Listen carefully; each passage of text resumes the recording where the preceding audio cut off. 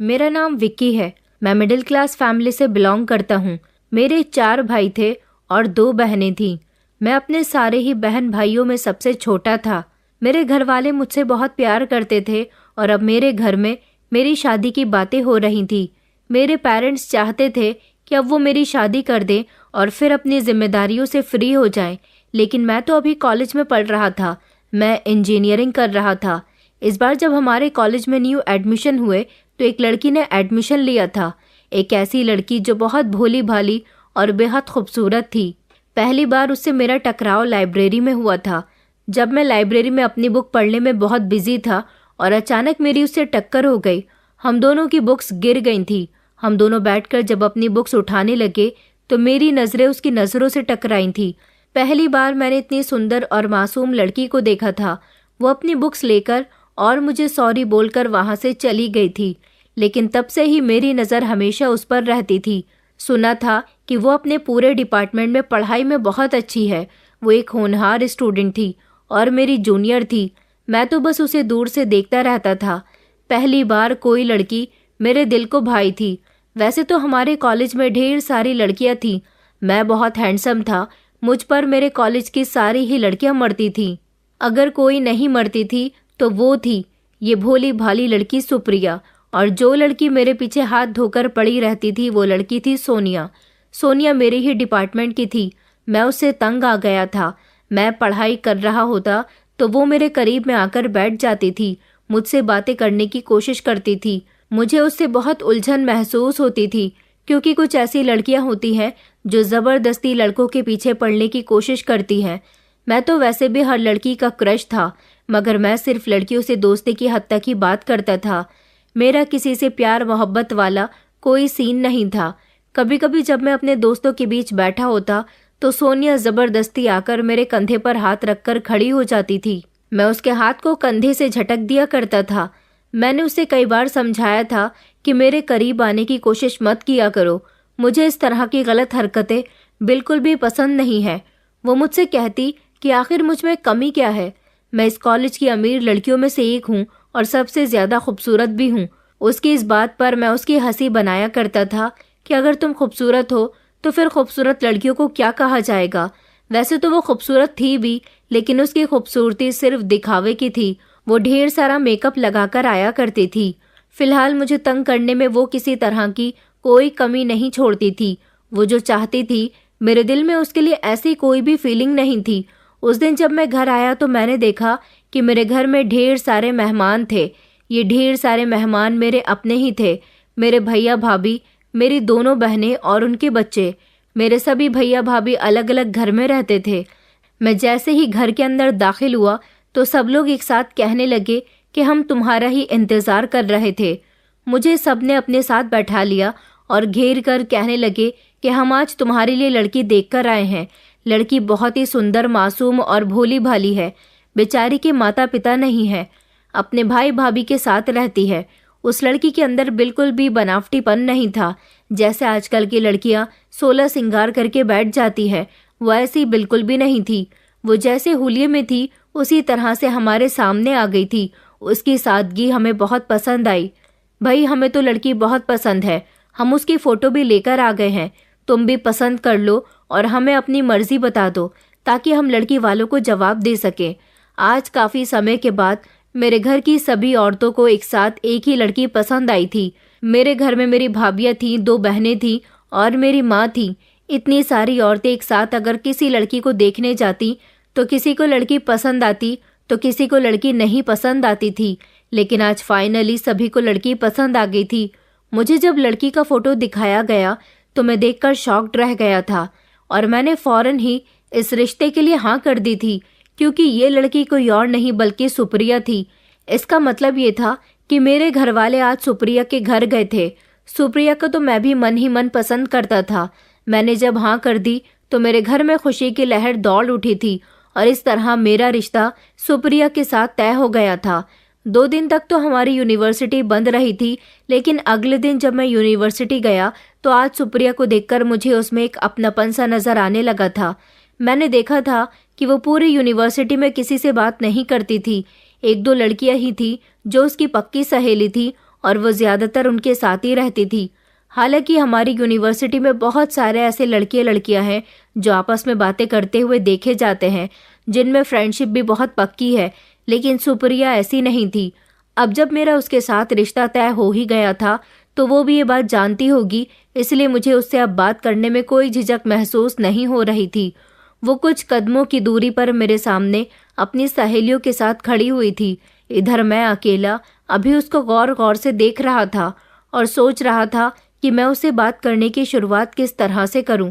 मैं उसके पास जाने ही वाला था जब अचानक सोनिया मेरे सामने अपना हाथ फैलाकर खड़ी हो गई और कहने लगी कि तुम कहाँ जा रहे हो? आज यूनिवर्सिटी इतनी लेट क्यों आए हो? मैंने कहा कि तुम्हें क्या हो गया है? तुम क्यों मेरी हर बात में टांग अड़ाने के लिए आ जाती हो? चलो हटो यहाँ से, मुझे कुछ इम्पोर्टेंट काम है। वो कहने लगी कि तुम मुझे इतना इग्नोर क्यों करते हो? देखो, आज मैंने तुम्हारा फेवरेट ब्लू कलर के कपड़े पहने हैं। मैं उसकी बात पर हंसने लगा। मैंने कहा, तुमसे किसने कह दिया कि मेरा फेवरेट कलर ब्लू है? बल्कि मुझे तो ब्लू कलर से बहुत नफरत है। मैं उसे धक्का देता हुआ आगे की तरफ बढ़ गया था, लेकिन जैसे ही मैंने सोनिया को पीछे किया तो सुप्रिया वहां से जा चुकी थी। सोनिया के चक्कर में मैंने सुप्रिया से बात करने का इतना अच्छा मौका गंवा दिया था। अब हम लोगों की क्लासेस स्टार्ट हो गई थी और हम सभी को अपने अपने डिपार्टमेंट में जाना था। मुझे गुस्सा भी आया और मैं सोनिया को घूरता हुआ वहां से चला गया था। वो भी मेरे पीछे पीछे आ गई थी। कुछ समय के बाद जब मैं किसी काम से यूनिवर्सिटी के ग्राउंड फ्लोर पर जा रहा था, तब मैंने वहां पर सुप्रिया को अकेले देखा। मैंने इस बार टाइम वेस्ट नहीं किया और मैं उसके सामने जाकर खड़ा हो गया। सुप्रिया ने मुझे देखकर नजर झुका ली। मैंने कहा, कैसी हो आप? मुझे जानती हो ना? तो वो शर्माने लगी और कहने लगी कि जी, मैं आपको जानती हूँ। मैंने कहा, क्या मैं आपसे थोड़ी देर बात कर सकता हूँ? तो वो कहने लगी कि मुझे देर हो रही है। मैंने कहा कि अच्छा तो ठीक है, हम लोग क्लासेस खत्म होने के बाद बात करेंगे। मुझे आपसे बहुत ज़रूरी बात करनी है। आप तो जानती है ना कि हम दोनों का रिश्ता हमारे घर वालों ने तय कर दिया है, तो अब हम आपस में बात कर सकते हैं। वो मुस्कुराई और कहने लगी कि ठीक है, मैं देख लूँगी। उसके मुस्कुराने पर मैं समझ गया था कि वो भी मुझसे बात करना चाहती है। जैसे ही टाइम ऑफ हुआ, मैं उसका बाहर खड़े होकर इंतज़ार करने लगा। वो थोड़ी देर के बाद अपनी सहेलियों के साथ आ गई थी। मैंने उसे इशारा दिया कि हम कैंटीन में चलते हैं, मगर वो अपनी सहेलियों के सामने शर्मा रही थी। मैंने कहा कि तुम्हें शर्माने की ज़रूरत नहीं है। उसकी सहेलियां भी समझ गई थी कि क्या बात है। उन्होंने उससे कहा कि तुम जाओ ना, हम लोग घर चले जाएंगे। उसके बाद वो मेरे साथ कैंटीन में चली गई और वहां जाने के बाद मैं उसके सामने बैठा उसे गौर गौर से देख रहा था। वो कोई बात नहीं कर रही थी, बस उसके कंधे पर उसका बैग था। वो आंखों को नीचे की तरफ करके बैठी हुई थी। हाथों में बैग का बंद पकड़कर उसके साथ खेलने लगी। वो तो मुझसे किसी बात की शुरुआत ही नहीं कर रही थी। मैंने कहा कि तुम मुझसे बात कर सकती हो, मुझसे शर्माने की ज़रूरत नहीं है। उसने एक ही झटके से मेरी तरफ देखा और कहने लगी कि अभी हम दोनों का सिर्फ रिश्ता ही तय हुआ है, शादी नहीं हुई है, इसलिए मुझे आपसे मिलने में बहुत झिझक महसूस हो रही है। मैंने कहा कि शादी भी जल्द ही हो जाएगी। मैंने कहा, मुझे तुम्हारा मोबाइल नंबर चाहिए। वो मेरे सवाल पर घबरा गई। इतनी ही देर में वहां पर सोनिया आ गई और चौंक कर मेरी तरफ देखने लगी। इससे पहले वो कुछ कहती, सुप्रिया वहां से उठकर जाने लगी थी। मैं उसे आवाज़ देने लगा और रोकता रह गया, मगर सोनिया के वहां आ जाने से सुप्रिया वहां से चली गई। सोनिया कहने लगी कि तुम इस लड़की के साथ यहाँ पर क्या कर रहे थे? मैंने सोनिया को घूर कर देखा और उसको इग्नोर करता हुआ आगे बढ़ गया था। सुप्रिया फिर से वहां से चली गई थी और अब हर दिन मैं उसके आगे पीछे उससे बात करने के लिए फिरता रहता था। उधर घर में हम दोनों के रिश्ते को आगे बढ़ाने की बातें हो रही थी। घर वालों का मानना था कि हम दोनों की एंगेजमेंट की जाए और फिर कुछ दिनों के बाद हम दोनों की एंगेजमेंट हो गई थी। मैंने उसे अपने हाथों से अंगूठी पहनाई थी। वो मुझे बहुत खुश नजर आ रही थी। उस दिन उसने मुझे अपना मोबाइल नंबर भी दे दिया था। मैं बहुत खुश हुआ था। वो बहुत ही शर्मीली लड़की थी। उसके परिवार में उसके आगे पीछे सिर्फ उसके भाई बहन के अलावा कोई भी नहीं था। उसके एक दोस्त ने मुझे बताया था कि वो घर के सारे काम करती है, उससे खाना भी बहुत अच्छा बनाना आता है। एंगेजमेंट खत्म होने के बाद ही जब मैं अपने कमरे में आराम करने के लिए गया तो मैंने सबसे पहले सुप्रिया के नंबर पर कॉल लगाई। काफ़ी देर तक तो रिंग जाती रही, लेकिन जब सुप्रिया ने मेरी कॉल रिसीव की तो वो बहुत थकी हुई सी लग रही थी। मैंने कहा कि मुझे तुमसे बात करनी है। वो कहने लगी कि क्या बात करनी है आपको, बताइए, कोई काम है क्या? मैंने कहा कि कोई काम नहीं है। क्या मुझे तुमसे कोई काम होगा तभी मैं तुम्हें फ़ोन करूँगा? मुझे तुमसे बात करनी है, तुम्हारी आवाज़ सुननी है। तुम कैसी लड़की हो यार? वो अभी मुझसे फ़ोन पर बात कर ही रही थी जब अचानक सुप्रिया की साइड से किसी की आवाज़ आई कि कहाँ मर गई हो? सारे काम छोड़कर कमरे में छुपकर क्या कर रही हो? अभी मंगनी हुई है, शादी नहीं हुई जो कमरे में छुपकर रहने लगी हो। सुप्रिया ने जोर से आवाज़ लगाई कि अभी आती हूँ भाभी। ये कहकर उसकी तरफ से कॉल कट हो गई थी। ये क्या बदतमीजी थी? उसकी भाभी क्या उससे इस तरह से बात करती थी? मुझे उनकी बात करने का तरीका बिल्कुल भी पसंद नहीं आया था। मुझे तो उन पर बेहद गुस्सा आ रहा था। मैंने सोचा कि कल मैं इस बारे में उससे ज़रूर बात करूँगा। उससे पूछूंगा कि उसकी भाभी उसके साथ इतने गलत तरीके से बिहेव क्यों कर रही थी। अगले दिन जब वो यूनिवर्सिटी आई तो मैं उससे बात करने के लिए उसके डिपार्टमेंट में गया था। वो अपनी पढ़ाई करने में बहुत बिजी थी। मैं जब उसकी बराबर वाली सीट पर जाकर बैठ गया तो वो घबराकर खड़ी हो गई। मैंने उसका हाथ पकड़कर उसे अपने करीब बैठा लिया और कहने लगा कि अब हम दोनों की एंगेजमेंट हो चुकी है।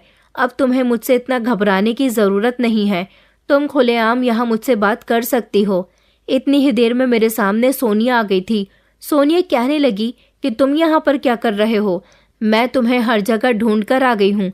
हर बार सोनिया के आ जाने पर सुप्रिया वहाँ से भाग जाती थी। मैंने उसका हाथ पकड़कर उसे अपने साथ बैठने के लिए कहा और सोनिया से कहा कि तुम मुझे क्यों ढूंढ रही थी? सोनिया मेरे सामने आकर खड़ी हो गई और कहने लगी, तुम आखिर इस लड़की के आगे पीछे क्यों मंडराते रहते हो? आखिर इस लड़की में ऐसा भी क्या है? मैंने सोनिया को खामोश होने का इशारा दिया। इतने में ही सुप्रिया मेरी तरफ देखने लगी। शायद वो भी ये जानना चाहती थी कि ये कौन है। मैंने उसे बताया कि ये मेरी क्लासमेट है, मैं अभी इससे बात करके आता हूँ। मैं सोनिया का हाथ पकड़ के उसे बाहर ले गया था। मैंने कहा कि आखिर तुम्हें क्या प्रॉब्लम है? क्यों हर जगह मुझे ढूंढती हुई आ जाती हो? मैंने तुमसे कितनी बार कहा है कि मेरे करीब आने की कोशिश मत किया करो। सोनिया को उलझन होने लगी। वो कहने लगी कि मैं तुम्हें काफ़ी दिनों से देख रही हूँ विक्की, तुम इस लड़की के आगे पीछे रहते हो। आखिर इस लड़की के साथ तुम्हारा क्या चल रहा है? मैंने कहा कि मेरा पर्सनल मैटर है। तुम मेरे पर्सनल मैटर में दखल अंदाजी करने वाली कौन होती हो? तुम जानना चाहती हो कि वो लड़की कौन है? वो मेरी मंगेतर है। मेरी उसके साथ एंगेजमेंट हो चुकी है। ये देखो मेरे हाथ में अंगूठी। हम दोनों की फैमिली ने हम दोनों का अपनी मर्जी से रिश्ता तय कर दिया है। अब तुम्हें पता चल गया कि मैं इसके आगे पीछे क्यों फिरता रहता हूँ। तो मैंने सोनिया के आगे हाथ जोड़कर कहा कि अब मेरा पीछा छोड़ दो। मेरी बात सुनकर तो जैसे सोनिया को शॉक लगा था। मैं वापस सुप्रिया के डिपार्टमेंट में आ गया था और आज मैंने सुप्रिया से बहुत अच्छे तरीके से बात करने की कोशिश की थी। सुप्रिया भी मुझसे बात कर रही थी। घर आने के बाद मुझे पता चला कि हम दोनों की फैमिलीज ने हमारी शादी 2 महीने बाद की तय कर दी है। मैं तो बहुत खुश हुआ था। मैं यूनिवर्सिटी में तो सुप्रिया से बात पूछना भूल गया था कि तुम्हारी भाभी फ़ोन पर तुम्हें डांट कर बात क्यों कर रही थी। मगर जब मेरी उससे कॉल पर बात हुई तो मैंने उसे इस बारे में पूछा। मेरे सवाल पर वो कुछ इमोशनल हो गई थी। उसने मुझे जवाब दिया कि जिन लड़कियों के माता पिता नहीं होते, दुनिया वाले उनका हर गलत तरीके से फ़ायदा उठाते हैं। मुझे उसकी बात का कोई मतलब समझ नहीं आया था। मैंने जब उससे कहा कि मैं समझ नहीं पाया तो वो कहने लगी कि छोड़िए ना आप इस बात को। देखिए, मुझे आपके घर में सिर्फ आपसे मोहब्बत, इज्जत और सुकून की ज़िंदगी की ज़रूरत है। बाकी मुझे कुछ और नहीं चाहिए। मैंने कहा था कि मैं तुमसे वादा करता हूँ मैं शादी के बाद तुम्हें बहुत खुश रखूँगा। सुप्रिया फ़ोन पर तो मुझे ठीक तरीके से बात कर लेती थी, लेकिन जब मेरे सामने होती तो मुझसे नज़र तक नहीं मिलाती थी। मुझसे बात करने में बहुत घबरा जाती थी। वो यूनिवर्सिटी में होती तो मैं अचानक कभी उसको पीछे से जाकर पकड़ लेता तो कभी उसके सामने आ जाता था। वो डर जाती थी। कभी कभी तो वो डर कर भाग भी जाती थी। कई दिन इसी तरह से गुजर गए थे। हम दोनों की शादी के दिन करीब आ रहे थे और अब फाइनली जब से सोनिया को ये बात पता चली थी कि सुप्रिया मेरी मंगेतर है, तभी से उसने मेरा पीछा छोड़ दिया था। उसके बाद सुप्रिया और मैं सारी रात एक दूसरे से फ़ोन पर बातें करते रहते थे। सुप्रिया मुझे अपने बारे में बताया करती थी। मुझे उसकी बातें बहुत अच्छी लगती थी, मगर कुछ दिनों बाद ना जाने क्यों सुप्रिया को क्या हो गया था। वो पहले तो मुझसे अच्छी खासी बात करने लगी थी, लेकिन जैसे जैसे हमारी शादी के दिन करीब आ रहे थे वो अजीब तरह से रिएक्ट करने लगी थी। कई बार मैंने उसे सोनिया से बात करते हुए भी देखा था। सुप्रिया तो वहाँ से चली जाती थी, मगर सोनिया का कहना था कि तुम्हारी चॉइस बहुत अच्छी है। सुप्रिया से बात करके मुझे बहुत अच्छा लगता है। मैंने सोचा कि मुझे भी सुप्रिया से दोस्ती कर लेनी चाहिए। मैंने उससे कहा भी था कि तुम अमीर बाप की बेटी गरीब लड़कियों से कहाँ दोस्ती करती हो। तो वो कहने लगी कि जैसा तुम मुझे समझते हो मैं वैसी बिल्कुल भी नहीं हूँ। तुम्हारी पसंद कोई आम तो नहीं हो सकती। जिस लड़की को तुमने पसंद किया है वो बहुत कीमती है। इसका ख्याल रखना कहीं ऐसा ना हो कि तुम्हारे हाथ से निकल जाए। अब वो मुझे कोई बात कह रही थी या फिर किसी बात का ताना मार रही थी, ये तो मैं नहीं समझा था। मेरे घर में शादी की तैयारियां बड़े जोर शोर से चल रही थी। घर में शॉपिंग की जा रही थी। पापा ने मुझसे कहा था कि बस ये वाला साल पूरा करने के बाद तुम्हें कहीं जॉब ढूंढ लेनी है। शादी के बाद बहुत सारी जिम्मेदारियां पूरी करनी होती हैं। मैंने भी सोच लिया था कि मैं सुप्रिया की हर ख्वाहिश को पूरा करूंगा। एक दिन मैं अपने एक दोस्त के साथ यूनिवर्सिटी में खड़ा हुआ बातें कर रहा था जब सोनिया मेरे सामने आई और कहने लगी, तुम यहाँ हो? मुझे लगा तुम लाइब्रेरी में होगे। मैंने लाइब्रेरी में सुप्रिया को जाते हुए देखा है। वो किसी लड़के से बातें कर रही थी। मगर तुम तो यहाँ हो। वो किससे बातें कर रही थी? मैंने कहा कि अपने किसी दोस्तों से बात कर रही होगी। सोनिया कहने लगी, मगर उसका तो कोई दोस्त ही नहीं है। मैंने कहा कि मैं देखकर आता हूँ सुप्रिया लाइब्रेरी में क्या कर रही है। मैं जैसे ही लाइब्रेरी में गया तो मैंने देखा कि सुप्रिया के साथ हमारी ही यूनिवर्सिटी का एक लड़का था जो उससे बातें करने में बिजी था। मगर वो उससे क्या बातें कर रही थी? आज पहली बार मैंने उसे किसी लड़के से बातें करते हुए देखा था, वरना एक वही तो थी जो पूरी यूनिवर्सिटी में किसी से बात तक नहीं करती थी। फिलहाल जब वो नीचे आई और मैंने उससे पूछा कि वो लड़का कौन था, तो उसने कहा कि वो उसे किसी बुक के बारे में पूछ रहा था। मैंने इस बात को इग्नोर कर दिया था। अगले दिन जब मैं सुप्रिया के डिपार्टमेंट में उससे मिलने के लिए गया तो मैंने देखा कि वो लड़का उसके पास बैठा हुआ था। ये लड़का सुप्रिया के डिपार्टमेंट का तो नहीं था, तो फिर ये यहाँ पर क्या कर रहा था? उसे सुप्रिया के पास बैठा हुआ देखकर मुझे ना जाने क्यों एक अजीब सी चिढ़ हुई थी। तभी मेरे पास में सोनिया आकर खड़ी हो गई थी और कहने लगी कि क्या देख रहे हो? मैंने कहा, तुम्हें सुकून क्यों नहीं है? क्यों हर बार मेरे पीछे पीछे यहाँ पर आ जाती हो? वो कहने लगी, मैं आरुष को बुलाने के लिए आई थी। आरुष वही तुम्हारी होने वाली मंगेतर का दोस्त। दरअसल सुना है कि आरुष की सुप्रिया से दोस्ती हो गई है। वो आरुष की सीनियर है ना, इसलिए वो हर बार उससे पढ़ाई से रिलेटेड कोई ना कोई सवाल पूछता रहता है। मुझे सोनिया की बात पर गुस्सा आया। मैंने कहा, अगर ऐसी ही बात है तो इस लड़के को पढ़ाई से रिलेटेड बातें सुप्रिया से पूछने की क्या ज़रूरत है? इस कॉलेज में बाकी भी स्टूडेंट्स हैं, टीचर्स भी हैं, वो उनसे भी तो पूछ सकता है ना। सोनिया कहने लगी कि हाँ, तो ये बात सुप्रिया को समझनी चाहिए ना, वो इससे बातें क्यों करती है? मुझे ना जाने क्यों सोनिया की बातें ठीक लग रही थी। सुप्रिया दिन ब दिन मुझे इग्नोर कर रही थी। वो मुझे इग्नोर कर रही थी या फिर कोई और बात थी? अगले दिन जब मैं यूनिवर्सिटी गया तो मैंने सुप्रिया से बात की। उससे कहा कि आजकल तुम कहाँ रहती हो? हमारी शादी के दिन करीब आ रहे हैं, तुम मुझे बहुत इग्नोर करने लगी हो। वो कहने लगी कि ऐसा कुछ भी नहीं है जैसा कि आप सोच रहे हो। मैं तो पहले भी आपसे ज़्यादा बात नहीं करती थी। मुझे आपसे बात करने में बहुत शर्म आती है। मैंने सुप्रिया का अच्छा मूड देखकर ये नहीं कहा था कि तुम्हें मुझसे बात करने में शर्म आती है, बाकी तुम हर किसी से बात करने लगी हो। उसके बाद हमारी क्लासेस का टाइम हो गया। मैं किसी काम से लाइब्रेरी में गया था। मैं जब वहां गया तो अचानक मेरी नज़र सुप्रिया और आरुष पर पड़ी। आरुष सुप्रिया को अपनी बाहों में लिए खड़ा हुआ था। मेरे बराबर में सोनिया भी आकर खड़ी हो गई थी। उसने कहा कि ये तुम्हारी मंगेतर क्या कर रही है विक्की? मुझे तो लगता है कि सुप्रिया की फ्रेंडशिप आरुष के साथ ज़्यादा ही हो गई है। मुझे इस बात पर बहुत गुस्सा आया। ये सब देखकर मेरा खून खौल उठा था। मैं उसी समय वहां से निकल आया और फिर मैंने सुप्रिया से कोई बात करने की कोशिश नहीं की। वो आरुष को इतनी अहमियत क्यों देने लगी थी? क्यों आज वो उसको टच करके खड़ा हुआ था? मुझे बहुत गुस्सा आया। गुस्से की वजह से मैं 2-3 दिन तक यूनिवर्सिटी भी नहीं गया था। अब हमारी शादी में 15 दिन रह गए थे। लगभग सारी ही तैयारी हो चुकी थी। मेरे घर वाले बहुत खुश थे, लेकिन मेरे चेहरे पर एक अजीब सी उदासी छाई हुई थी। मैंने सोच लिया था कि शादी के बाद मैं सुप्रिया की पढ़ाई छुड़वा दूंगा। मैं जब 3 दिन बाद यूनिवर्सिटी गया तो यूनिवर्सिटी का माहौल बड़ा ही अजीब था। मैंने देखा कि लोग जगह जगह ग्रुप बनाकर खड़े हुए थे।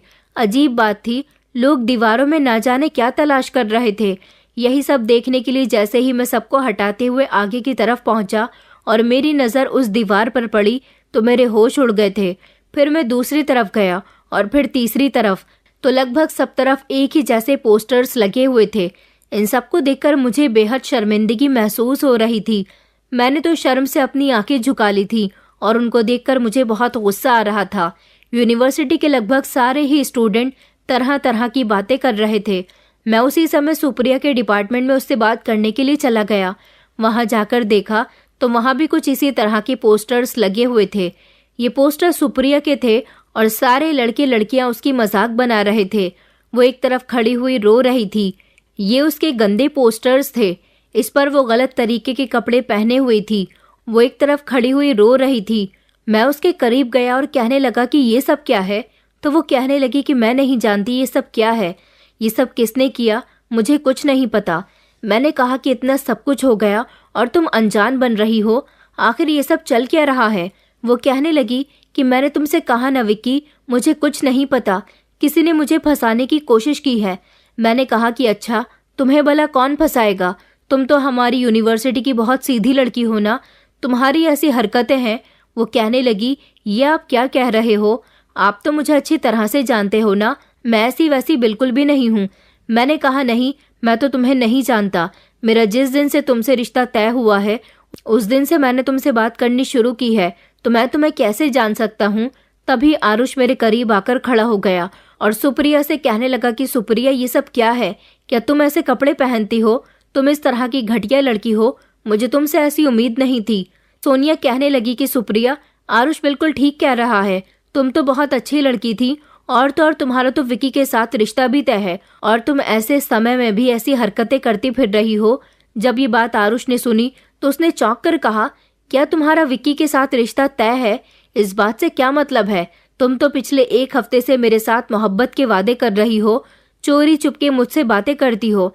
मैंने भी चौंक कर आरुष की तरफ देखा और कहा, क्या तुम सच कह रहे हो? आरुष कहने लगा कि हाँ विक्की, मैं सच कह रहा हूँ। तुम्हें मेरी बातों पर यकीन नहीं आता तो ये देखो। उसने अपनी जेब से मोबाइल निकाला और उसमें सुप्रिया के नाम की चैटिंग खोलकर मुझे दिखाने लगा। उस चैटिंग में सुप्रिया और आरुष के बीच प्यार मोहब्बत की ढेर सारी बातें हो रखी थी। ये सब देखकर मेरा खून खौल उठा। मुझे सुप्रिया पर बहुत गुस्सा आया। मेरा मन तो कर रहा था कि मैं इसी समय उसका गला दबा दूं, मगर वो रोने लगी और कहने लगी कि मैंने ऐसा कुछ नहीं किया, ये झूठ बोल रहा है, मुझे फंसाने की कोशिश की जा रही है। लेकिन मैं इतना गुस्से में था कि मुझे उसकी कोई बात नहीं सुननी थी। एक तरफ उसका मेरे साथ रिश्ता लगा हुआ था, दूसरी तरफ वो आरुष से भी अफेयर चला रही थी। मुझे ऐसी लड़की की कोई बात सुननी ही नहीं थी। मैं उसे घूरता हुआ अपने आप पर बड़ी मुश्किल से कंट्रोल करके यूनिवर्सिटी से निकल आया था। मैंने सोच लिया था कि मैं अपने घर जाकर कह दूंगा कि मुझे इस लड़की से शादी नहीं करनी, मेरी शादी कैंसिल कर दी जाए। वो रोती हुई मेरे पास आई, मुझे आवाजें लगाती रह गई, लेकिन मैंने उसकी कोई बात न सुनी। मैं बहुत गुस्से में घर आया। अब मैं इस बारे में अपने घर वालों से बात करता। मेरे घर वालों को भी ये खबर मिल चुकी थी कि आज यूनिवर्सिटी में मैंने क्या देखा है। और तो और सुप्रिया की यही वाले फोटो सोशल मीडिया पर भी वायरल हो रहे थे, जिनको मेरी फैमिली के लोगों ने भी देख लिया था। ये लड़की तो बहुत ही कैरेक्टरलेस थी और अब काफी हद तक बदनाम हो चुकी थी, और ऐसी बदनाम लड़की के साथ मैं कैसे शादी कर सकता था। मेरी मम्मी ने सुप्रिया के घर फोन करके उसकी भाभी को सब कुछ बता दिया था और साथ ही साथ ये रिश्ता भी खत्म कर दिया था। उसकी भाभी कह रही थी कि आप लोग गलत समझ रहे हो, मगर जब वो फोटो उन्होंने अपने फोन में देखी तब वो समझ गई थी कि उनकी नंद क्या गुल खिला रही थी। अब मुझे समझ आया था कि सुप्रिया की भाभी का बिहेवियर उसके साथ इतना कड़क क्यों था। फिलहाल ये रिश्ता खत्म हो चुका था। इस बात को 2 दिन गुजर गए। मैं बहुत अफसोस में था। कुछ ऐसा ही हाल मेरे घर वालों का भी था, क्योंकि घर में शादी की लगभग सारी ही तैयारियां हो चुकी थी। मैंने सोच लिया था कि जिस तरह मैंने सुप्रिया को अपने दिल में बसाया हुआ था, मैं उसे हर तरफ से निकाल दूंगा। सुप्रिया की बहुत बदनामी हो चुकी थी। पूरे शहर में उसके फोटोज खूब वायरल हुए थे। कई दिन बाद जब मैं यूनिवर्सिटी गया तब मुझे वहां जाकर पता चला कि सुप्रिया को यूनिवर्सिटी से भी निकाल दिया गया है। मैंने सोचा कि अच्छा ही हुआ, वो यहाँ होती तो उसके होते हुए मैं पढ़ाई नहीं कर पाता। सोनिया मेरे पास आई और कहने लगी कि अच्छा हुआ शादी से पहले ही तुम्हारे सामने सुप्रिया की सच्चाई खुलकर आ गई। जो लड़कियां सामने से मासूम दिखाई देती हैं वो अंदर से ऐसी बिल्कुल भी नहीं होती। तुमने देख लिया ना सुप्रिया की हकीकत को। मैंने कहा कि हाँ, तुम ठीक कह रही हो। सोनिया अब दोबारा से मेरे करीब आने की कोशिश करने लगी थी, मेरे साथ बात करने लगी थी। मैं पहले जो हमेशा लोगों से हंस हंस कर बातें करता था, अब मेरे अंदर किसी से भी बात करने की क्षमता नहीं रही थी। यहाँ तक कि मैं तो हंसना मुस्कुराना भी भूल गया था। न जाने क्यों इतना सब कुछ होने के बाद भी मैं सुप्रिया को अपने दिल से नहीं निकाल पा रहा था। रात को सोता तो वो मेरे सपनों में आया करती थी।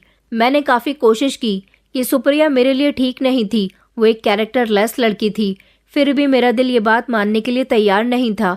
मुझे अंदर से सुकून नहीं मिल रहा था। एक अजीब सी बेचैनी और घबराहट ने मेरे अंदर अपना घर कर लिया था। मैं हमेशा खामोश रहता था। मेरे घर वाले भी मुझसे यही कहते थे कि हम तुम्हारे लिए कोई और लड़की तलाश कर लेते हैं, लेकिन मैंने उनसे अभी हाल फिलहाल के लिए मना कर दिया था कि मैं अभी शादी नहीं करना चाहता, मुझे थोड़ा टाइम चाहिए। आखिरकार मैं सुप्रिया से बेपनाह मोहब्बत करने लगा था, मगर मुझे ये नहीं पता था कि वो लड़की इतनी बड़ी धोखेबाज है। वो मेरे साथ साथ आरुष से भी मोहब्बत का खेल रचा रही थी। कई दिन इसी तरह से गुजर गए। सोनिया बार बार मुझे कॉल करती रहती थी, मुझसे बातें करती रहती थी, लेकिन मुझे उसकी बातों में कोई इंटरेस्ट नहीं था। सुप्रिया को देखे हुए भी मुझे कई दिन गुजर गए थे। उसके भाई ने हमारे घर आकर अपनी बहन की तरफ से हमसे माफ़ी मांगी थी। सोनिया मुझसे यही कहती रहती थी कि मुझसे बातें किया करो, वो लड़की गलत थी और अब यहाँ से जा चुकी है। आखिर तुम कब तक उसकी मोहब्बत को अपने दिल में बसाए रखोगे? मैं उसे समझाने के लिए कह दिया करता था कि मुझे उससे कोई मोहब्बत नहीं थी, मैं उसे भूल चुका हूँ, लेकिन सोनिया ने मुझे हर तरह से तंग करके रखा हुआ था। वो हमेशा मेरे आगे पीछे मंडराती रहती थी। एक दिन मैं कैंटीन में अपने दोस्तों के साथ कुछ खाने के लिए गया था। जब चेयर पर बैठ गया था, मैं खामोश था। मेरे दोस्त ने ऑर्डर दे दिया था। उसी समय मुझे सोनिया की आवाज़ आई, जो शायद मेरे पीछे ही बैठी हुई थी और अपने दोस्तों से बातें कर रही थी। उसकी फ्रेंड्स उससे कह रही थी, तुम्हारा और विक्की का क्या रहा? विक्की तुम्हारे कब्जे में आया या नहीं? वो लड़की तो चली गई, अब तो तुम विक्की को अपने काबू में कर लो। आखिर कब तक तुम विक्की को पाने के लिए मेहनत करती रहोगी? सोनिया ने कहा, मैं आखिरी हद तक विक्की के पीछे पड़ी रहूंगी। जब तक वो मेरा नहीं हो जाता तब तक मैं हार नहीं मानूंगी। सुप्रिया जैसी लड़की, उसको तो विक्की की जिंदगी से निकालना मेरे लिए बाएं हाथ का खेल था। मैंने तो विक्की के दिल में उस लड़की के खिलाफ इतनी नफरत भर दी थी कि वो पोस्टर्स देखने के बाद विक्की भड़क उठा। तुम लोगों को मैं जल्द ही पार्टी देने वाली हूँ, विक्की से तो मेरी ही शादी होगी और बहुत जल्द ही। ये कहकर वो सारी ही लड़कियां जोर जोर से हंसने लगी थी। क्या जो कुछ मैंने सुना था वो सब सच था? क्या सुप्रिया को मेरी जिंदगी से सोनिया निकालना चाहती थी? ये सब सुनकर मुझे बहुत गुस्सा आया था। सुप्रिया को नहीं पता था कि मैं उसकी और उसकी सहेलियों की सारी बातें उसके पीछे बैठा हुआ सुन रहा हूँ, लेकिन अब मेरे दिल में सोनिया के खिलाफ शक बैठ गया था। कुछ दिन गुजरे जब मैं अपने डिपार्टमेंट में बैठा हुआ था, जब सारे ही स्टूडेंट डिपार्टमेंट खाली करके निकल गए थे। उस समय मैं अकेला था और मुझे अकेलेपन की ज़रूरत थी। इस समय सोनिया मेरे बराबर में आकर बैठ गई और मुझे गलत तरीके से छूने लगी। मैंने उससे कहा, तुम ये क्या कर रही हो? तुम लड़की हो, अपनी हद में रहो। सोनिया कहने लगी कि तुम्हें क्या हो गया है? मैं इस यूनिवर्सिटी की सबसे खूबसूरत लड़की हूँ। देखो, मैं तुम्हारी खातिर कुछ भी करने के लिए तैयार हूँ। मैं तुमसे शादी करना चाहती हूँ। मेरे डैड बहुत अमीर है। मुझसे शादी करने के बाद तुम्हारी सारी जिंदगी बदल जाएगी। तुम इस यूनिवर्सिटी के सबसे चार्मिंग लड़के हो। मैं इसीलिए तुम्हें पसंद करती हूँ। और तुमने किसे पसंद किया था? उस सुप्रिया को, जो तुम्हें धोखा देकर चली गई। मैंने कहा कि बकवास बंद करो अपनी। वो कहने लगी कि अच्छा ठीक है, मैं खामोश हो जाती हूँ। सोनिया मेरे गले लग गई और उसने मुझे मजबूती से पकड़ लिया। कहने लगी कि प्लीज़ मेरी मोहब्बत को एक्सेप्ट कर लो, मैं तुमसे शादी करना चाहती हूँ। मुझे उसकी ये हरकत बहुत बुरी लगी थी। वो एक घटिया हरकत कर रही थी। उसने मुझे इतनी मजबूती से पकड़ रखा था कि मुझे छोड़ ही नहीं रही थी। मैंने उसको जोर से धक्का दिया तो वो ज़मीन पर जाकर गिर गई थी। उसे इस बात पर बहुत बुरा लगा था। मैंने चिल्लाकर कहा कि ये तुम्हारी क्या हरकत है, दूर रहो मुझसे। सोनिया को भी गुस्सा आ गया और वो चिल्लाते हुए खड़ी हुई। उसने अपने कपड़ों को ठीक किया और वो एक झटके से मेरे करीब आई और उसने मेरा कॉलर पकड़ लिया और कहने लगी कि आखिर तुम्हें क्या प्रॉब्लम है?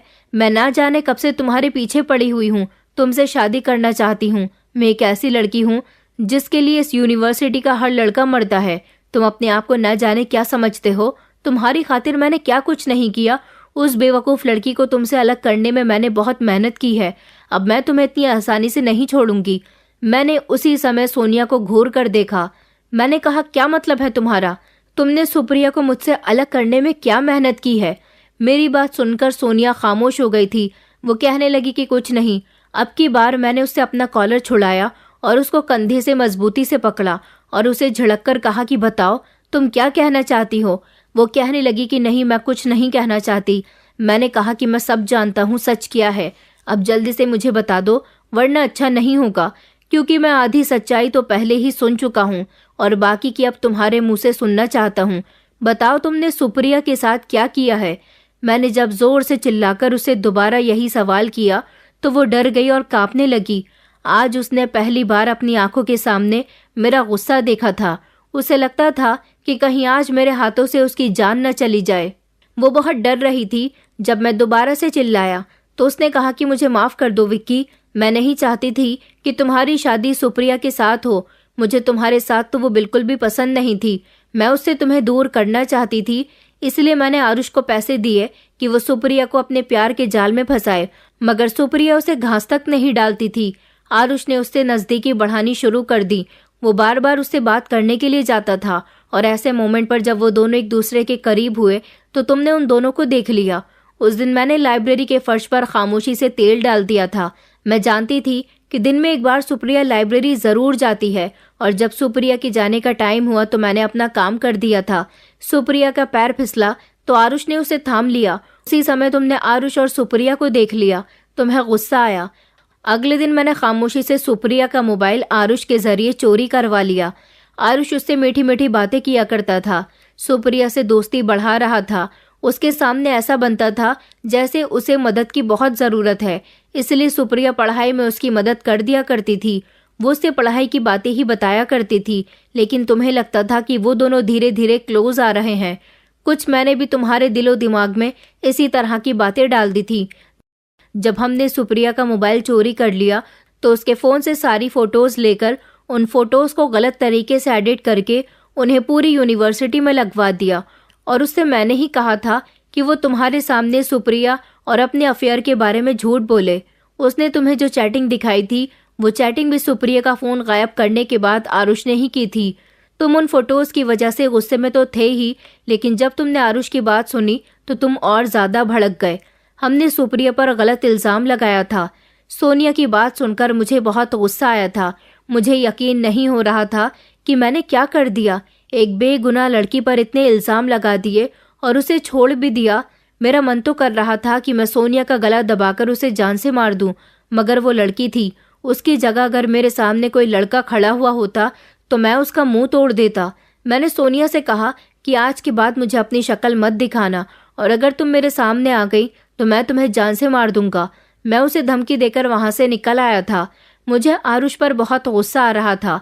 मैं फौरन ही आरुष के पास गया और मैंने उस पर लाते घूंसे बरसाने शुरू कर दिए। यूनिवर्सिटी में एक अजीब तरह का हंगामा मच गया था। मैंने अपना सारा गुस्सा आरुष पर उतार दिया, जिसने पैसे की खातिर मेरे और सुप्रिया के बीच में गलतफहमी पैदा कर दी थी। इन दोनों ने उस बेचारी को बहुत बदनाम कर दिया था। वो सोनिया ही थी जिसने सुप्रिया के फोटोज भी सोशल मीडिया पर अपलोड कर दिए थे। वो ये बात अच्छी तरह से जानती थी कि उसका और मेरा रिश्ता हम दोनों की फैमिलीज ने मिलकर तय किया है। वो सिर्फ मेरे ही दिल में सुप्रिया को गलत साबित नहीं करना चाहती थी, बल्कि मेरे घर वालों के दिल में भी उसकी वैल्यू गिराना चाहती थी। ये सब कुछ जो भी हुआ था सिर्फ सोनिया और आरुष का ही किया धरा नहीं था, बल्कि मैंने भी सुप्रिया के साथ बहुत कुछ गलत किया था। मुझे अपने आप से घिन महसूस हो रही थी। सारे लड़कों ने मुझे और आरुष को बचाया। मुझे बहुत गुस्सा आ रहा था। मैंने आरुष को इतना मारा था कि उसकी हालत खराब कर दी थी।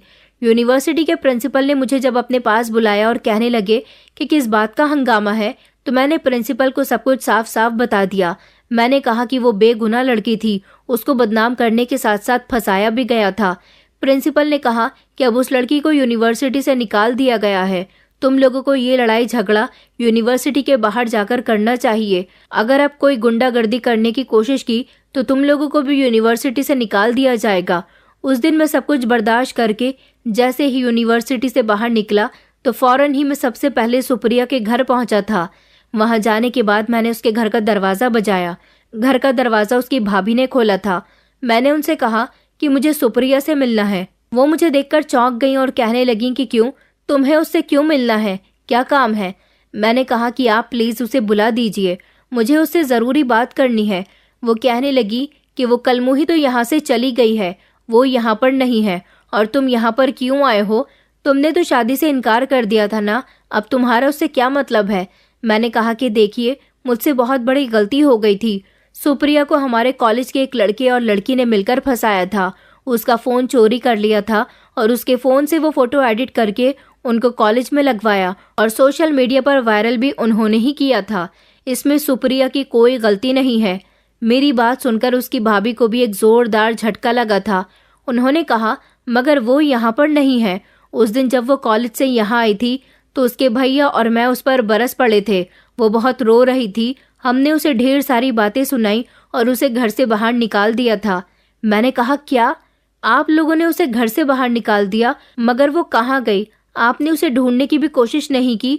वो कहने लगी कि नहीं, हम क्यों उसे तलाश करते जिसने सारी दुनिया के सामने हमारी नाक कटवा दी। ऐसी लड़की को हम अपने घर में कैसे रख सकते हैं? मैंने कहा, मगर उसकी कोई गलती नहीं थी। वो कहने लगी, ये सब कुछ तुम्हारी वजह से ही तो हुआ है। तुम्हारे घर से ही तो हमें फ़ोन आया था कि तुमने शादी से भी इनकार कर दिया और उसकी फ़ोटो वायरल भी हो गई थी। मैंने कहा कि हाँ, लेकिन आपको कोई अंदाज़ा तो होगा कि वो कहाँ गई है। वो कहने लगी कि हमें कोई अंदाज़ा नहीं है। इस बात को तो वैसे भी 2 महीने गुजर चुके हैं, क्या पता वो कहाँ गई। मैं उनके घर से निकल आया था, मगर मैंने अपना सर पकड़ लिया था। ये मुझसे कितनी बड़ी गलती हो गई। मैंने क्या कर दिया? मैंने एक मासूम लड़की की मासूमियत का गलत फ़ायदा उठाया, उसकी एक न सुनी। वो रो रो कर मुझसे कह रही थी कि मेरी कोई गलती नहीं है। मैंने सोच लिया था कि मैं कुछ भी करके अपनी मोहब्बत को तलाश करके रहूँगा, उससे माफ़ी मांगूंगा। मगर मैं उसे कहाँ ढूंढता? मैं जब अपना लटका हुआ चेहरा लेकर घर पहुंचा तो घर वाले परेशान हो गए थे और मुझसे कहने लगे कि तुम्हें क्या हुआ। मैंने जब उन्हें पूरी बात बताई तो मेरे घर वाले भी हैरान रह गए थे। उन्होंने कहा कि ये तो इस बेचारी लड़की के साथ बहुत बुरा हुआ। वो बेचारी घर से भागती नहीं तो क्या करती?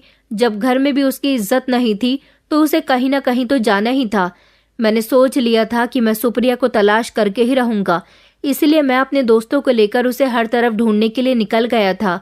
Girls hostel, college, university, computer institute और ना जाने कहाँ कहाँ। क्योंकि कई बार बातों बातों में सुप्रिया ने मुझे बताया था कि उसे पढ़ाई का बहुत शौक है। हो सकता है कि वो किसी गर्ल्स हॉस्टल में रह रही हो, वहाँ से पढ़ाई कर रही हो। मैंने सुप्रिया के भैया भाभी से उनके सारे रिश्तेदारों के एड्रेस भी ले लिए थे। मैं सुप्रिया के भाई के साथ खुद उनके रिश्तेदारों के यहाँ भी गया था, मगर वहाँ पर भी सुप्रिया नहीं थी। उधर उसके भैया भी उसे तलाश कर रहे थे। इधर मैं हर रोज अपने दोस्तों के साथ सुप्रिया को तलाश करने के लिए कहीं ना कहीं निकल जाता था। मेरा एक दोस्त था पीयूष, जिसने मुझे आइडिया दिया था कि हमें सड़कों पर भी हर तरफ सुप्रिया को तलाश करना होगा। वो इसी शहर में हो सकती है, क्योंकि सुप्रिया एक ऐसी लड़की थी जो कभी अपने शहर से बाहर नहीं गई थी। एक दिन पीयूष ने मुझे आइडिया दिया कि हमें सुप्रिया के पोस्टर्स जगह जगह लगा देने चाहिए और हमें उस पर लिख देना चाहिए कि अगर इस लड़की का किसी को पता चलता है तो वो हमें ज़रूर बताए। इस लड़की तक पहुंच जाने वाले को हम इनाम देंगे। मैंने कहा कि नहीं यार, पोस्टर्स और फोटो वायरल होने की वजह से वो बेचारी पहले ही काफ़ी बदनाम हो चुकी है। अब मैं उसको और बदनाम नहीं करना चाहता। मैं उसे अपनी इज्जत बनाना चाहता हूँ। बस एक बार वो मुझे मिल जाए। हम दोनों सड़क पर चलते चलते आपस में बातें ही कर रहे थे जब अचानक पीयूष के पैर में मोच आ गई। पीयूष जोर जोर से चीखने लगा, कहने लगा कि यार, मेरे पैर में बहुत तेज दर्द हो रहा है, मैं आगे नहीं चल सकता। एक काम करो, तुम जाओ, मैं यहीं आसपास के किसी अस्पताल में जाकर डॉक्टर से मिल लेता हूँ। मैंने कहा कि नहीं, मैं ऐसी कंडीशन में तुम्हें नहीं छोड़ सकता, चलो मैं भी तुम्हारे साथ चलता हूँ। पीयूष कहने लगा कि अच्छा ठीक है। हमने देखा वहाँ पास में एक अस्पताल था। हम दोनों उस अस्पताल के अंदर चले गए। पीयूष को मेरे सहारे की ज़रूरत थी और मैं उसे लेकर चल रहा था, क्योंकि उसके पैर में मोच इतनी गहरी आई थी कि वो ठीक से चल भी नहीं पा रहा था। मैंने पीयूष का हाथ अपने कंधे पर रखा हुआ था। मैं जैसे ही अस्पताल के अंदर पीयूष के साथ दाखिल हुआ तो मैंने उसे तो एक तरफ बिठा दिया था। मैंने कहा कि मैं डॉक्टर के बारे में पता करके आता हूँ, तुम यहीं पर बैठो। मैं रिसेप्शन पर गया और मैंने डॉक्टर की अपॉइंटमेंट ली। मैं अपॉइंटमेंट लेकर दोबारा पीयूष के पास आया तो एक नर्स पीयूष से बातें कर रही थी। पीयूष ने मुझे देखा और कहने लगा कि मेरी नर्स से बात हो गई है, सिस्टर का कहना है कि डॉक्टर अभी आधे घंटे में आएंगे। मैंने नर्स की तरफ देखा नहीं था। मैंने कहा, मगर मैंने तो अपॉइंटमेंट लेटर बनवा लिया है। वो नर्स मेरी तरफ मुड़ी। वो मुझसे कुछ कहने ही वाली थी। उसकी और मेरी नज़र जब आपस में टकराई तो मैं शॉक्ड रह गया था, क्योंकि वो नर्स तो सुप्रिया थी, जिसे मैं इतने दिनों से तलाश कर रहा था, जिसके लिए मैं इतने दिनों से परेशान हो रहा था। हमेशा यही सोचता रहता था कि वो बेचारी न जाने किस हाल में होगी, न जाने उसने किन किन परेशानियों का सामना किया होगा। आज उसको अपनी आंखों के सामने देखकर मुझे बहुत सुकून मिल गया था, लेकिन जब उसने मुझे देखा तो वो वहां से भागने लगी थी। मेरे हाथ में अपॉइंटमेंट लेटर था। मैं भी उसके पीछे पीछे भागने लगा। पीयूष मुझे आवाज देता रह गया था, मगर मैंने उसकी एक न सुनी। सुप्रिया भागते भागते एक कमरे में जाकर बंद हो गई थी और उसने कमरे का दरवाजा अंदर से बंद कर लिया था। मैं जोर जोर से दरवाजा बजाने लगा। मैंने कहा, सुप्रिया दरवाजा खोलो, मुझे तुमसे बात करनी है। मैं तुम्हें काफी दिनों से तलाश कर रहा हूँ। तुम मुझसे भाग नहीं सकती। मैं तुमसे माफी मांगने के लिए आया हूँ। मैं जानता हूँ कि तुम मुझसे बहुत नाराज हो। मैं काफी देर तक दरवाजे पर खड़ा रहा। फिर थोड़ी देर के बाद खुद ही सुप्रिया ने दरवाजा खोल दिया। उसकी आंखों में आंसू थे। वो शर्मिंदा सी नजर आ रही थी। मैं उसके पैरों में गिर गया। मैंने कहा कि सुप्रिया, मुझे माफ कर दो। मैं जानता हूँ कि तुम मुझसे नाराज हो। आखिरकार मैंने तुम्हारे साथ बहुत गलत किया। सुप्रिया ने मुझे कंधों से पकड़कर खड़ा किया और वो मुझे कमरे के अंदर लेकर आ गई थी। उसने कमरे का दरवाजा बंद किया और मेरे सामने आकर खड़ी हो गई। कहने लगी कि मुझे नहीं पता कि आप मुझसे यहाँ माफी मांगने के लिए आए हो। मुझे लगा कि बाकी लोगों की तरह आप भी मुझे यहाँ जलील करने के लिए आए हो। मैं इस पूरे शहर में बदनाम होकर रह गई हूँ। जब से मेरे फोटो वायरल हुए हैं तब से लोग मुझे गलत समझते हैं, मगर मेरी कोई गलती नहीं थी जिसकी सजा मुझे आज तक मिल रही है। मैंने कहा कि मैं तुम्हें जलील करने नहीं आया हूँ। मुझे सारी सच्चाई पता चल गई है।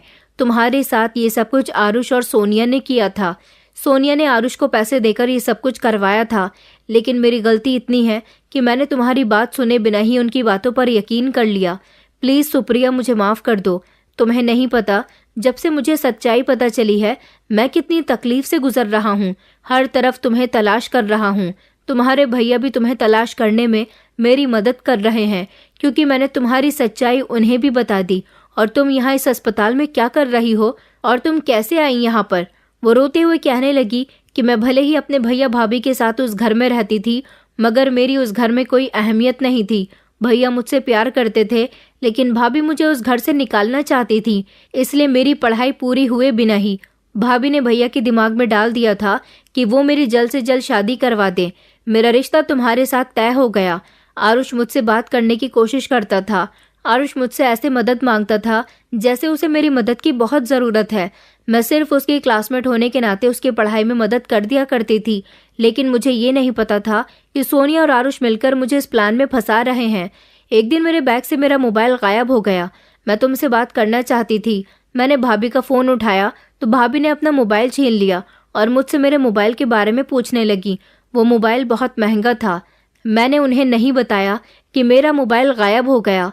मैं तुमसे बात करना चाहती थी, अपने मोबाइल के बारे में बताना चाहती थी, लेकिन अगले ही दिन पोस्टर वाली हरकत हो गई तो मैं तुम्हें कुछ नहीं बता सकी और तुमने मेरी एक न सुनी। जब मैं घर आई तो भैया भाभी ने भी मुझे बहुत गलत सुनाया था।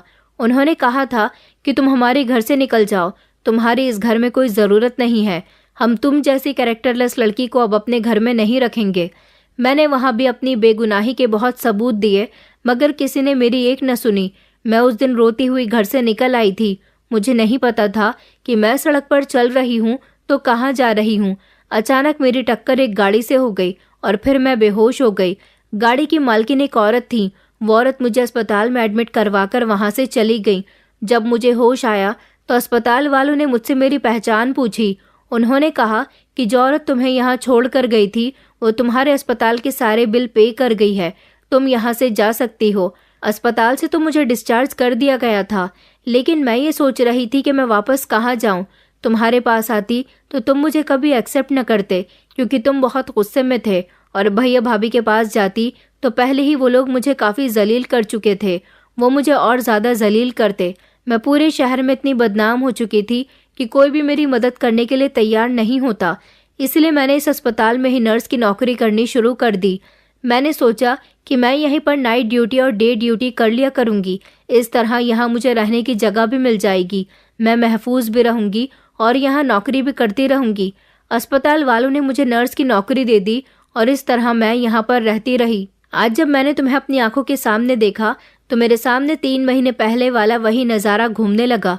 मुझे अपनी बेइज्जती बर्दाश्त नहीं हो रही थी। मुझे लगा तुम आज फिर से मुझे बातें सुनाओगे, इसलिए मैं भाग आई थी, मगर मेरी कोई गलती नहीं थी। मैंने अपनी सारी जिंदगी अपनी भाभी की गुलामी करके गुजारी है, उनकी कड़वी कड़वी बातें सुनकर गुजारी है। मैं सब कुछ बर्दाश्त कर सकती हूँ, लेकिन बात अगर मेरे कैरेक्टर पर आएगी तो मैं बर्दाश्त नहीं कर सकती। वो फोटो मेरे नहीं थे, बल्कि मेरे मोबाइल से मेरे फोटो चोरी किए गए थे। मैंने सुप्रिया का हाथ पकड़ा और उससे कहा कि तुम सच कह रही हो, तुम्हारी इसमें कोई गलती नहीं थी। सुप्रिया प्लीज मुझे माफ कर दो, मैंने तुम्हें बहुत तकलीफ दी है, मेरी वजह से तुम बहुत परेशान हुई हो, लेकिन अब किसी की हिम्मत नहीं कि तुम्हें कोई कुछ कह सके। सुप्रिया बहुत अच्छी लड़की थी, बहुत सब्र वाली, बहुत हिम्मत वाली। सुप्रिया ने तो मुझे माफ कर दिया था, उस बेचारी ने बहुत कुछ सहा था। मैं उसे अस्पताल से अपने घर लेकर चला गया था। पीयूष का ट्रीटमेंट भी हो गया था और मैंने उसे उसके घर भेज दिया था। पीयूष खुश हुआ था कि जिस लड़की को हम 1 हफ्ते से ढूंढ रहे थे वो हमें इस तरह अस्पताल में मिल गई। मुझे मेरी मोहब्बत मिल गई थी। मैं जब सुप्रिया को अपने घर लेकर आया तो मेरे घर वाले बहुत खुश हुए थे और उन्होंने खुशी खुशी सुप्रिया को एक्सेप्ट कर लिया था। मैंने सुप्रिया के साथ शादी कर ली और हम दोनों अब एक खुशहाल जिंदगी गुजार रहे हैं। अगर हम किसी को पसंद करते हैं तो ज़रूरी है कि मोहब्बत दोनों तरफ से होनी चाहिए। एक तरफा मोहब्बत हमेशा दिलों में आग लगा देती है। सोनिया मुझे सिर्फ इसलिए पसंद करती थी कि मैं अपने कॉलेज यूनिवर्सिटी का सबसे चार्मिंग लड़का था। वो ये बात नहीं जानती थी कि उसे मुझसे वो मोहब्बत नहीं मिल सकती जो मैं सुप्रिया से करता था। उसने मुझे सुप्रिया से अलग करने के लिए सुप्रिया की ज़िंदगी में बहुत सारी परेशानियां खड़ी कर दी थी। उसे भी जीते जी उसकी गलतियों का नतीजा ज़रूर मिलेगा, मगर मुझे तो मेरी मोहब्बत मिल गई। मैं सुप्रिया का बहुत ख्याल रखता हूँ और उसको हमेशा इज्जत देता हूँ। दोस्तों, उम्मीद करती हूँ आपको हमारी कहानी पसंद आई होगी। कहानी पसंद आई है तो वीडियो को लाइक करें, चैनल पर नए हैं तो चैनल को सब्सक्राइब करें और हाँ, नोटिफिकेशन बेल को ज़रूर दबाएं ताकि अगली अपडेट सबसे पहले आपको मिले।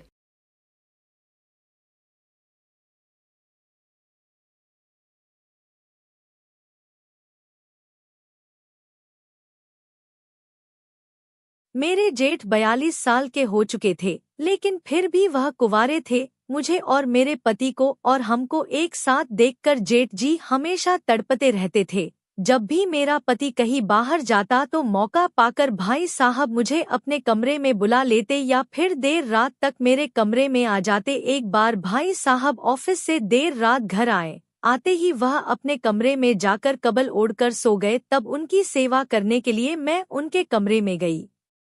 उस समय उन्होंने मुझे अपने पास बुलाया था। जब भाई साहब ने अपने शरीर पर से कंबल हटाया तो सामने का दृश्य देखकर मैं हैरान रह गई। योगी मेरे कमरे में जाने से पहले ही भैया पूरी तैयारी करके लेटे थे। उनके शरीर पर से कंबल हटते ही मेरी नजर वही खड़े भाई साहब पर ठहर गई, मानो जैसे मैं किसी अलग दुनिया में खो गई। दोस्तों, आपसे हाथ छोड़कर विनती है कि मेरे चैनल को सब्सक्राइब कीजिए। तो चलिए जल्दी से कहानी सुनाते हैं। मेरा नाम बबीता है। मेरी शादी को अभी 1 साल ही हुआ था। उस पूरे 1 साल में जो भी चीज मैं अपने पति से मांगती थी वह मुझे लाने से पहले कहता था कि भाई साहब से पूछकर लाता हूँ, भाई साहब से पैसे लेता हूँ। हर चीज में मेरा पति बड़े भाई साहब की अनुमति लेता था। रमेश और मुकेश दोनों भाई थे। रमेश छोटा था जबकि मुकेश बड़े भाई साहब थे। उन्होंने शादी ही नहीं की थी। अपने पति विकास से मैंने भाई साहब की शादी ना करने का कारण पूछा, तब बोले अब तक मुझे भी इसका कारण समझ में नहीं आया है। भाई साहब को शादी करने की इच्छा नहीं थी, इसलिए माँ ने मेरी शादी करा दी। भाई साहब अब 42 साल के हो चुके थे। धीरे धीरे मुझे समझ में आने लगा था कि मेरे ससुराल की पूरी संपत्ति भाई साहब की ही है। उन्होंने खुद अपनी कंपनी स्थापित की थी। मेरा पति अपने भाई की कंपनी में काम करता था। सीधे शब्द दो में तो वह भाई की कंपनी संभालता था। हमारा रहने वाला बग भी भैया ने ही बनवाया था। घर में दोनों भाई मिलकर रहते थे। सासू माँ तो मुझसे कहती थी अब तुम घर में आई हो तो तुम्हें यह जिम्मेदारी संभाल होगी कि घर का माहौल हमेशा खुशहाल और सौहार्दपूर्ण बना रहे। सासू माँ की बातों से मुझे यह आभास होने लगा कि भैया ने अपने जीवन को पूरी तरह से परिवार के लिए समर्पित कर दिया था। उन्होंने अपने सपनों और इच्छाओं को कहीं पीछे छोड़ दिया था, सिर्फ इसलिए कि छोटे भाई और पूरे परिवार का भविष्य सुरक्षित रहे। भाई साहब की आंखों में अक्सर एक अजीब सी चमक और दर्द का मेल देखा करती थी। वह हमेशा हंसते मुस्कुराते रहते थे, मगर उनकी मुस्कान के पीछे एक ना बुझने वाला सूनापन छिपा होता था। एक दिन जब मैं चाय लेकर उनके कमरे में गई तो देखा कि वे एक पुरानी तस्वीर को हाथ में लिए बैठे थे। तस्वीर में वे एक लड़की के साथ मुस्कुरा रहे थे। उस लड़की की आंखों में सपने और चेहरे पर एक अद्वितीय चमक थी।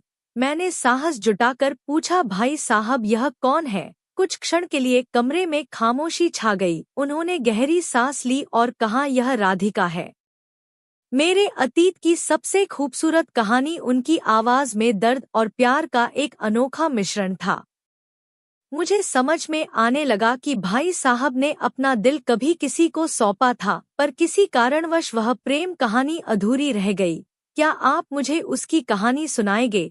मैंने धीरे से पूछा। वे मेरी ओर देखकर हल्की मुस्कान के साथ बोले, क्यों नहीं, शायद अब समय आ गया है कि कोई तो मेरी इस कहानी का हिस्सा बने। फिर उन्होंने एक लंबी सांस ली और अपनी आंखों में अतीत की यादें सजोते हुए कहानियों के पन्ने पलटने लगे। भाई साहब ने अतीत के पन्नों को पलटते हुए अपनी आंखों में एक चमक और दर्द के साथ कहा, राधिका मेरे कॉलेज के दिनों की साथी थी। वह मेरे जीवन की पहली और आखिरी मोहब्बत थी। उसकी हंसी से ऐसा लगता था जैसे किसी झरने की आवाज गूंज रही हो। उसकी बातें, उसकी मासूमियत और उसका हर पल को खुलकर जीना मुझे मोहब्बत में बांधता चला गया। मैंने देखा उनकी आंखें धीरे धीरे नम होने लगी थी। उन्होंने बात जारी रखी, हम दोनों ने सपने देखे थे, एक साथ घर बसाने के, अपने परिवार के संग एक खुशहाल जीवन बिताने के, लेकिन नियति को शायद कुछ और ही मंजूर था। राधिका के पिता की अचानक मृत्यु हो गई और उनका परिवार कर्ज में डूब गया। उसे मजबूरन अपने परिवार के लिए एक अमीर व्यापारी से शादी करनी पड़ी। वह मुझसे मिलने आई थी। आखिरी बार उसकी आंखों में सिर्फ एक ही सवाल था, क्या मैं अपने परिवार के लिए अपनी मोहब्बत कुर्बान कर दूं? मैंने उसका जवाब नहीं दिया, बस उसकी आंखों में ताकता रहा। वह समझ गई और उसने अपनी जिम्मेदारी चुनी। भाई साहब की आवाज भर्रा गई। वे चुप हो गए और फिर बोले, उस दिन के बाद मैं अपनी मोहब्बत को भुला नहीं पाया। मैंने खुद को काम में डुबो दिया, अपना सब कुछ अपने परिवार और तुम्हारे पति की सफलता के लिए झोंक दिया। शायद इसी वजह से मैंने कभी शादी नहीं की, क्योंकि मेरा दिल तो उसी दिन राधिका के साथ चला गया था। कमरे में एक गहरी खामोशी छा गई थी।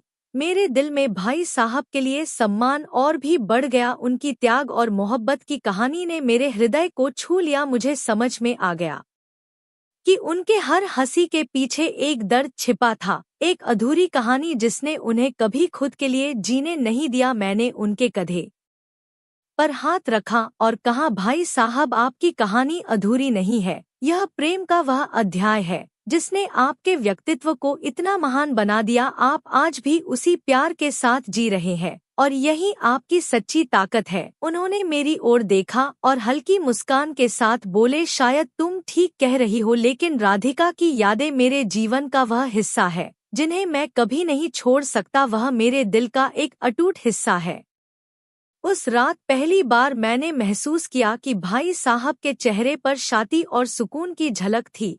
शायद उन्होंने आज अपनी कहानी साझा कर दिल का बोझ हल्का कर लिया था। उस रात के बाद भाई साहब और मेरी बातचीत का एक नया सिलसिला शुरू हो गया। वे अपने अतीत की बातें मुझसे साझा करते और मैं उनके अनुभवों को सुनते हुए उन्हें समझने की कोशिश करती। उनके शब्दों में एक गहराई थी, एक ऐसा दर्द और प्यार जो कभी पूरी तरह से खत्म नहीं हुआ। एक शाम जब सर्दियों की ठंडी हवा हमारे बगले के खुले आंगन में बह रही थी, मैं और भाई साहब चाय पीते हुए चुपचाप बैठे थे। उनकी नजरें कहीं दूर आसमान की ओर देख रही थी। ऐसा लगता था जैसे वे राधिका की यादों में खोए हुए थे। मैंने उनकी खामोशी तोड़ने की कोशिश करते हुए कहा, भाई साहब, क्या आपको कभी लगता है कि प्यार दोबारा हो सकता है? वे मुस्कुराए, एक हल्की सी चमक उनकी आंखों में आई। प्यार तो हर इंसान के जीवन में एक ही बार पूरी शिद्दत से होता है, लेकिन हाँ, शायद रिश्तों का रूप बदल सकता है। भावनाएं नए तरीके से उजागर हो सकती है। उनकी आवाज में एक गर्म जोशी और संवेदनशीलता थी जो सीधे दिल को छू गई। मेरे मन में अनायास ही एक सवाल उभर आया, क्या आपने कभी सोचा कि राधिका ने भी आपको भुलाया होगा? भाई साहब ने थोड़ी देर चुप रहकर जवाब दिया, शायद उसने कोशिश की होगी, पर कुछ प्रेम ऐसे होते हैं जो दिलों में बिना शब्दों के ही बसे रहते हैं, और मुझे लगता है कि हम दोनों ने उन अनकहे शब्दों को अपने अपने तरीकों से जिया है। हमारी बातें अब अधिक गहरी हो चली थी। उनके शब्दों में जो दर्द और प्रेम की मिलीजुली भावना थी, वह मेरे मन को भिगो रही थी। मैंने महसूस किया कि उनके प्रति मेरा सम्मान अब अनकहे भाव से जुड़ गया था, जो मेरे और उनके बीच एक अदृश्य डोर की तरह था। अचानक भाई साहब ने मेरी ओर देखा। उनकी आंखों में एक नर्म मुस्कान थी। तुम बहुत